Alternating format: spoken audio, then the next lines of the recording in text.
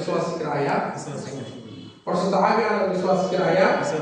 பொதுவாக பரிசுத்த சபையும் பரிசுத்த ஐக்கியத்தையும் பாவ மன்னிப்பையும் சரீர உயிர்த்தெழுதலையும் நித்திய ஜீவனை விசுவாசிக்கிறாயா?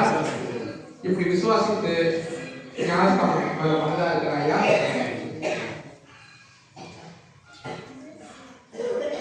நலன் சஷ்டி.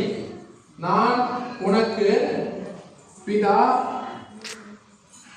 குமாரன் பரிசுத்த ஆவியின் நாமத்தினாலே ஞானஸ்தானம் கொடுக்கிறேன்.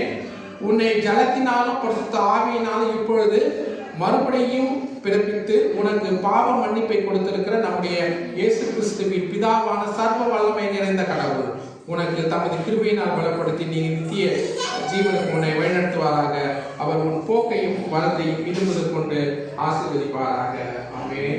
டீச்சர் வாங்க.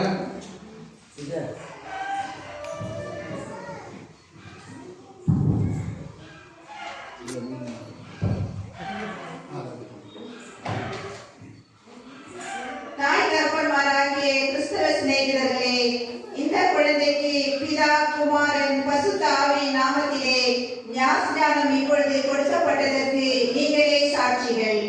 இதற்கு நீங்கள் இவனுக்கு செய்ய வேண்டிய காரியங்களை கவனித்துக் கொள்ளுங்கள்.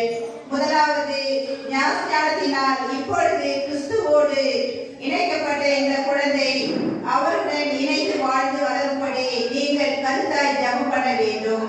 இரண்டாவது, இயேசு கிறிஸ்து நான் உங்களுக்கு கட்டளையிட்ட யாவையும் அவர்கள் கை கொள்ளும்படி உபதேசியுங்கள் என்று சொன்னபடியால் இக்குழந்தை கிறிஸ்து மார்க்கத்தின் முக்கிய உபதேசங்களை கற்றுக்கொண்டு அவற்றுக்கு ஏற்றபடி நடந்து வர நீங்கள் இவனுடைய பெற்றோர்களோடு கவலைப்பட வேண்டும்.